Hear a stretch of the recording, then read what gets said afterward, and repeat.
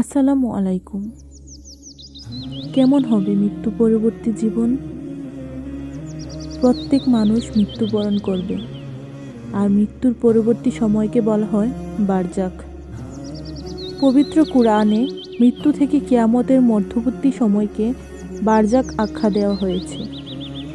মৃত্যুর সঙ্গে সঙ্গে মানুষ নতুন জীবনে প্রবেশ করে, সেটা হলো আলমে বারজাখ।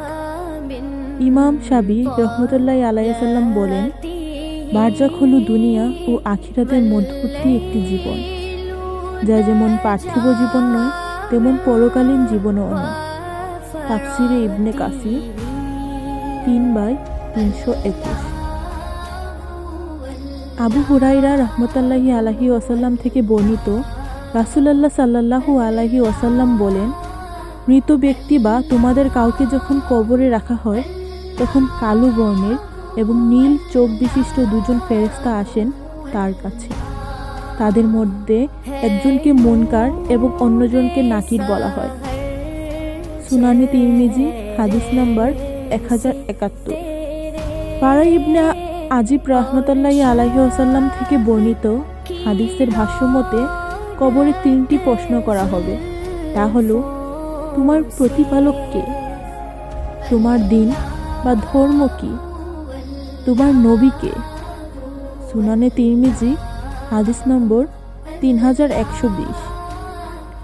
প্রশ্নের উত্তরে মুমিন ব্যক্তি বলবে, আমার প্রতিপালক আল্লাহ, আর ধর্ম ইসলাম, আর তিনি হলেন আমাদের মাঝে প্রেরিত রাসূল মুহাম্মদ সাল্লাল্লাহু আলাইহি ওয়াসাল্লাম। তখন ফেরেশতারা তাদের বলবে, জাহান্নামে তোমাদের জন্য নির্ধারিত স্থান দেখে নাও। আল্লাহ এই স্থানের পরিবর্তে তোমাকে জান্নাতের স্থান দান করেছেন। অতঃপর তাকে জান্নাত ও জাহান্নাম উভয় স্থান দেখানো হবে।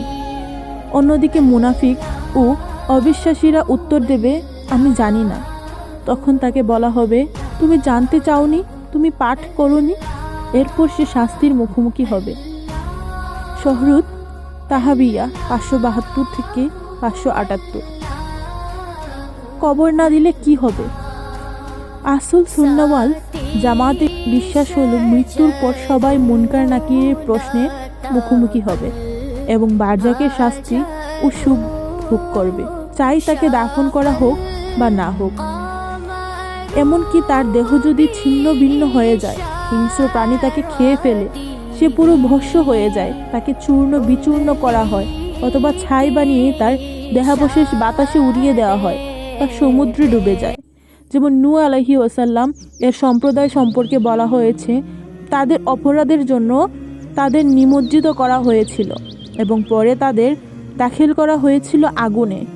এরপর তারা কাউকে আল্লাহর মোকাবেলায় পায়নি সাহায্যকারী। সূরা নূহ আয়াত নাম্বার 25। আলমে বারজাখে মুমিন ব্যক্তি জান্নাতের সুখ শান্তি উপভোগ করবে এবং চির প্রশান্ত চিত্তে ঘুমিয়ে থাকবে।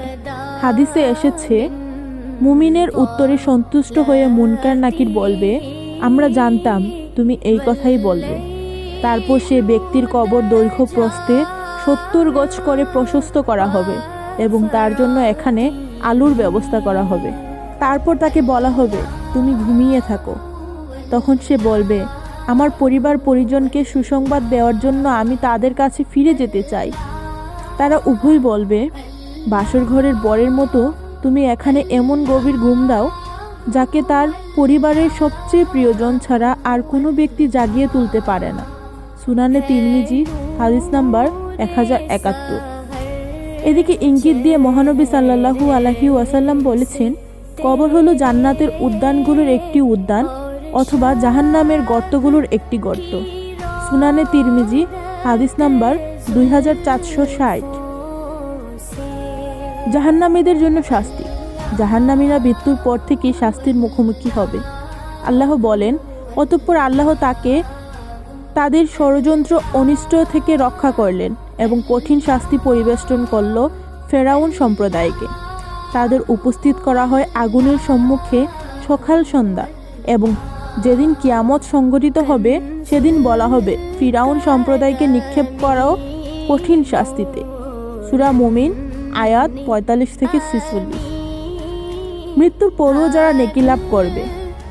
আবু হুরাইরা রাহমাতুল্লাহি আলাইহি ওয়াসাল্লাম থেকে বর্ণিত, রাসূলুল্লাহ সাল্লাল্লাহু আলাইহি ওয়াসাল্লাম বলেছেন, ঈমানদার ব্যক্তির মৃত্যুর পর তার যেসব কাজ ও তার যেসব পূর্ণ তার সঙ্গে যুক্ত হবে তা হলো যে জ্ঞান সে অন্যকে শিক্ষা দিয়েছে এবং তার প্রচার করেছে, তার রেখে যাওয়া সৎকর্মপরায়ণ সন্তান কুরআন যা সে ওয়ারিসি সূত্রে রেখে গেছে, অথবা মসজিদ যা সে নির্মাণ করিয়েছে, অথবা পথিক মুসাফিরদের জন্য যে সরাইখানা নির্মাণ করেছে, অথবা পানির নহর যা সে খনন করেছে, অথবা তার জীবদ্দশায় ও সুস্থ অবস্থায় তার সম্পদ থেকে যে দান খয়রাত করেছে তা তার মৃত্যুর পরও তার সঙ্গে তার আমল নামায় যুক্ত হবে।